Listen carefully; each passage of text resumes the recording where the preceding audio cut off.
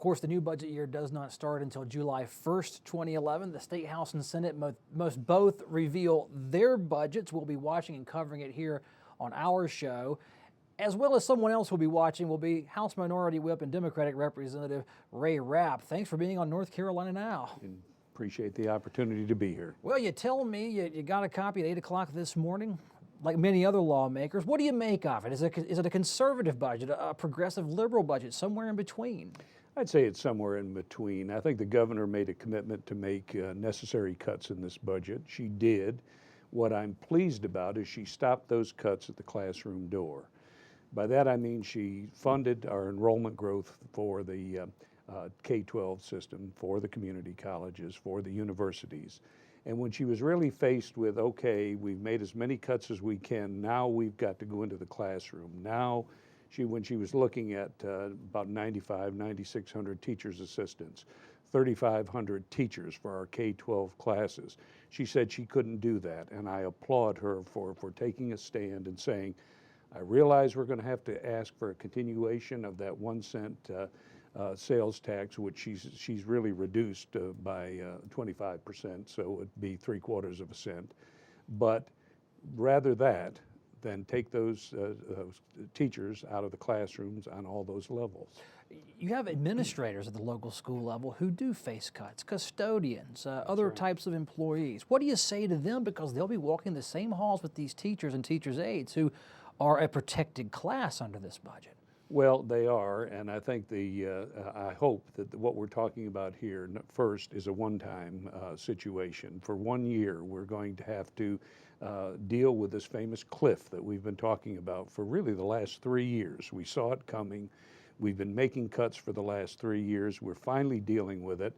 And so people can't walk around, it seems to me, and be surprised that a number of these cuts are being made. But having said that, I think if we can get through this next year, if we can take advantage of the early buyout that the governor has proposed for some of our employees, if we can do some other things and local school systems can make adjustments in their budgets to help keep some of these people on, I think we'll be able to weather this storm. If we can get through this next year, this next budget year, and we're already seeing the increase in revenues coming in, and that is projected to continue on through the next 2 years as we're looking at the budget. I think we can weather this storm.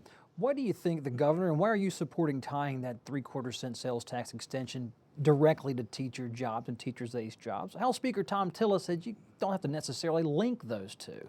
Well, I think they are linked when you go through this budget line by line by line, and you look at anywhere from a 6% to a 15% cut in the budgets across state government. When it really came down to where's 55% of your total state budget, it's in education.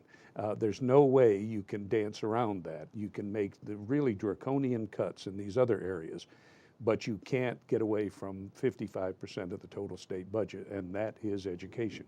Well, with so many state workers watching this show tonight, many of them have heard buyout, early retirement deals, and their ears are going to perk up. What do you make of offering someone of retirement age a $10,000 package, early retirement $20,000? I think that it is one of the more humane ways of doing this. It's an appropriate way of handling this situation.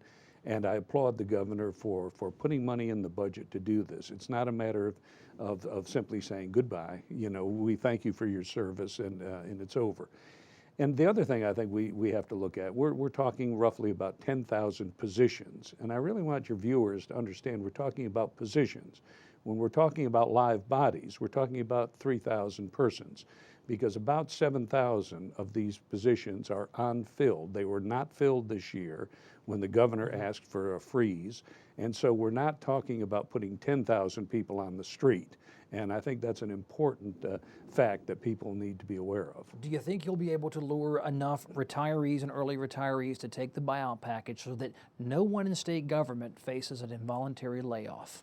Well, I think that there's a very good hope, and that's all we can say at this point. And as the budget plays out, we'll see if it comes to pass, that we will have the minimal impact on most agencies and particularly education. Will there be some people that are involuntarily laid off? Among 3,000, I'm sure there will be. But do I see that is the vast majority of that group? I hope not, and I hope that the signal that we've sent to our state employees is we really do care. I mean, it's not a matter of simply just making draconian cuts and walking away from them. Representative Rapp, thanks for your insight. I'm sure this budget process will go on for months. We'll have you back on and reassess the situation as the facts change and the amendments come.